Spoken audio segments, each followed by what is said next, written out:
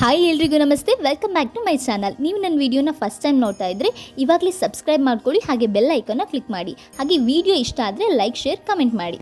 ಮನೆಯೇ ಮೊದಲ ಪಾಠಶಾಲೆ, ಜನನಿಯೇ ಮೊದಲ ಗುರು. ಪ್ರತಿಯೊಂದು ಮಗುವಿಗೂ ಸಹ ಮೊದಲ ಗುರು ತನ್ನ ತಾಯಿನೇ ಆಗಿರ್ತಾರೆ. ತಾಯಿ ಮನಸ್ಸು ಮಾಡಿದರೆ ತನ್ನ ಮಕ್ಕಳನ್ನು ಎಷ್ಟು ಎತ್ತರಕ್ಕೆ ಬೇಕಾದರೂ ಏರಿಸಬಹುದು ಅಂತ ಹೇಳೋದಕ್ಕೆ ನಮ್ಮ ನಡುವೆ ಸಾಕಷ್ಟು ನಿದರ್ಶನಗಳಿವೆ.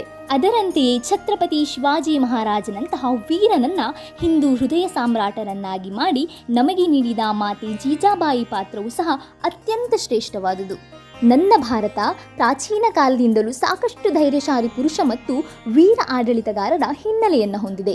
ಭಾರತದಲ್ಲಿ ಅತ್ಯಂತ ಧೈರ್ಯಶಾಲಿ ಪುರುಷರು ಮಾತ್ರವಲ್ಲ, ಕೆಲವೊಂದು ಮಹಿಳೆಯರು ಕೂಡ ಆಡಳಿತ ನಡೆಸಿ ಇತಿಹಾಸ ಪುಟದಲ್ಲಿ ಅಮರರಾಗಿ ಉಳಿದಿದ್ದಾರೆ. ಈ ಧೈರ್ಯಶಾಲಿ ಸಾಮ್ರಾಜ್ಯದ ಅಧಿಪತಿಗಳು ತಮ್ಮ ತಾಯ್ನಾಡು ಮತ್ತು ಸ್ವರಾಜ್ಯವನ್ನು ರಕ್ಷಿಸೋದಕ್ಕೋಸ್ಕರ ತಮ್ಮ ಪ್ರಾಣವನ್ನೇ ಪಣಕ್ಕಿಟ್ಟಿದ್ರು.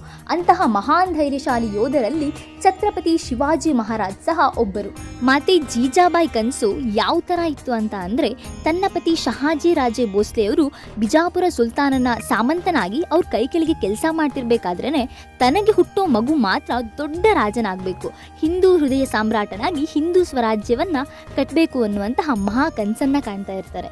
ಛತ್ರಪತಿ ಶಿವಾಜಿ ಮಹಾರಾಜ್ ತನ್ನ ತಾಯಿಯ ಗರ್ಭದಲ್ಲಿರುವಾಗಲೇ ಮಾತೆ ಜೀಜಾಬಾಯಿಗೆ ಆಗುವಂಥ ಬಯಕೆಗಳೇ ಆಶ್ಚರ್ಯವನ್ನು ಮೂಡಿಸುತ್ತೆ. ಸಾಮಾನ್ಯವಾಗಿ ಎಲ್ಲ ಹೆಣ್ಮಕ್ಳಿಗೂ ಸಹ ಗರ್ಭಿಣಿಯಾದಾಗ ಅನ್ಸುತ್ತಂತೆ ಮಾವಿನಕಾಯಿ ತಿನ್ನಬೇಕು, ಸ್ವೀಟ್ಸ್ ತಿನ್ನಬೇಕು, ಅದು ತಿನ್ನಬೇಕು, ಇದು ತಿನ್ನಬೇಕು ಅಂತ.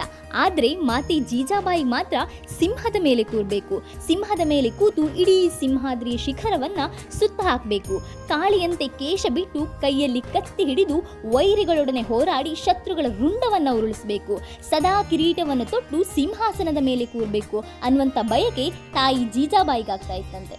ಎಷ್ಟೋ ನೊಂದ ಹಿಂದೂಗಳ ಪ್ರಾರ್ಥನೆ ಪುಣ್ಯದ ಫಲವೇ ಛತ್ರಪತಿ ಶಿವಾಜಿ ಮಹಾರಾಜರ ಜನನ.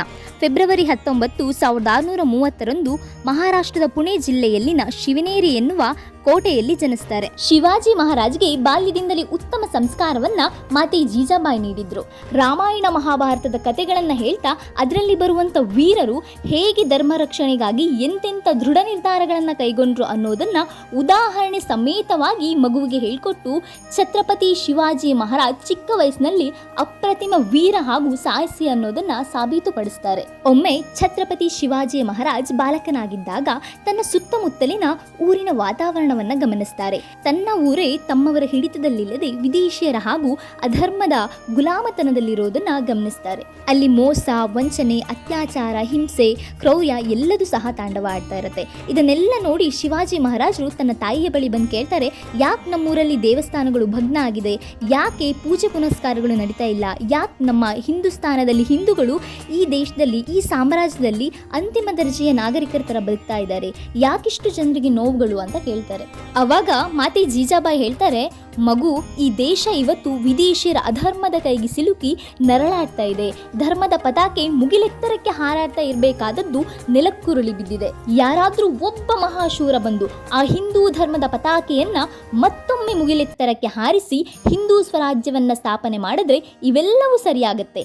ಮತ್ತೆ ದೇವಸ್ಥಾನಗಳು ತಲೆ ಎತ್ತುತ್ತೆ, ಪೂಜೆ ಪುನಸ್ಕಾರಗಳು ಹಿಂದಿನಂತೆ ಸರಾಗವಾಗಿ ನಡೆಯುತ್ತೆ, ಹಿಂದೂಸ್ತಾನ ಮತ್ತೆ ಪುನರ್ಚೇತನಗೊಂಡು ಪ್ರತಿಯೊಬ್ಬ ಹಿಂದೂವು ಸಹ ಗರ್ವದಿಂದ ಹಿಂದೂ ಅಂತ ತಲೆ ಎತ್ತಿ ನಡೆಯೋದು ಸಾಧ್ಯವಾಗತ್ತೆ. ಆ ಹಿಂದೂ ಧರ್ಮದ ಪತಾಕೆಯನ್ನ ಮುಗಿಲೆತ್ತರಕ್ಕೆ ಎತ್ತಿ ಹಿಡಿಯುವ ಮಹಾಶೂರ ನೀನಾಗು ಅನ್ನುವಂತಹ ತೂಕಭರಿತ ಆದರ್ಶಗಳನ್ನ ಬಾಲ್ಯದಿಂದಲೇ ಆತನಲ್ಲಿ ತುಂಬಿ ಆ ಮಹಾತಾಯಿ ಬೆಳೆಸಿರೋದ್ರಿಂದಲೇ ಇವತ್ತು ನಾವೆಲ್ಲರೂ ಸಹ ಕೇಸರಿ ಹಾಕೊಂಡು ಯಾವುದೇ ಭಯವಿಲ್ಲದೆ ಹೆಮ್ಮೆಯಿಂದ ಹಿಂದುತ್ವದ ಉದ್ಘೋಷವನ್ನ ಮಾಡ್ತಾ ಇದ್ದೇವೆ.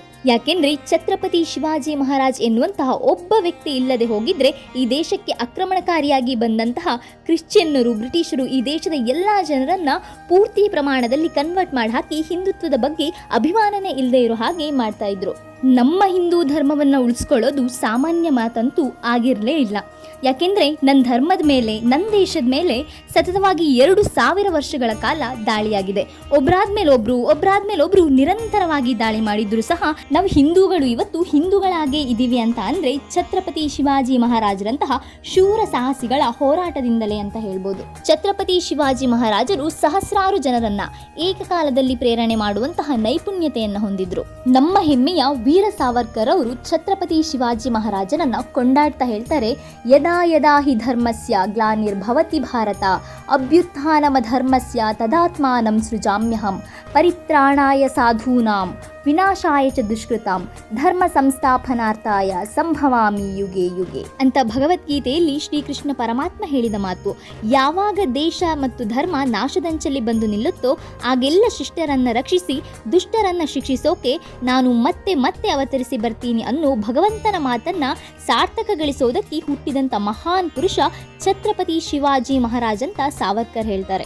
ಶಿವಾಜಿ ಮಹಾರಾಜರು ತಮ್ಮ ಆಡಳಿತ ಅವಧಿಯಲ್ಲಿ ಪಶ್ಚಿಮ ಮಹಾರಾಷ್ಟ್ರದ ಕೊಂಕಣ ಸಹ್ಯಾದ್ರಿ ಬೆಟ್ಟಗಳಿಂದ ಪಶ್ಚಿಮ ಮಹಾರಾಷ್ಟ್ರದ ದಕ್ಷಿಣ ಭಾರತದ ತಾಂಜಾವೂರ್ವರೆಗೆ ತನ್ನ ಸಾಮ್ರಾಜ್ಯವನ್ನ ವಿಸ್ತರಿಸುತ್ತಾರೆ. ಶಿವಾಜಿ ಮಹಾರಾಜರಿಗೆ ಇವರಂತೆಯೇ ವೀರ ಪರಾಕ್ರಮಿಯಾದಂತಹ ಸಂಭಾಜಿ ಹಾಗೂ ರಾಜಾರಾಮ್ ಎನ್ನುವಂತಹ ಇಬ್ಬರು ಶೂರ ಗಂಡು ಮಕ್ಕಳಿರ್ತಾರೆ. ಛತ್ರಪತಿ ಶಿವಾಜಿ ಮಹಾರಾಜರು ಏಪ್ರಿಲ್ 3, 1680ರಂದು ರಾಯಗಢ ಕೋಟೆಯಲ್ಲಿ ನಿಧನರಾಗ್ತಾರೆ.